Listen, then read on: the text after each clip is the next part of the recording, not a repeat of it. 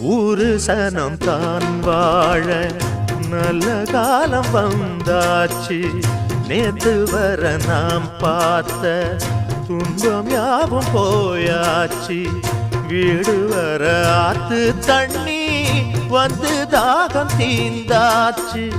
வீதியெல்லாம் பள்ளி கூட பெல்லு ஓச கேட்டாச்சு. இல்லாம இங்க கிடையாது பொல்லாப்பு நம்ம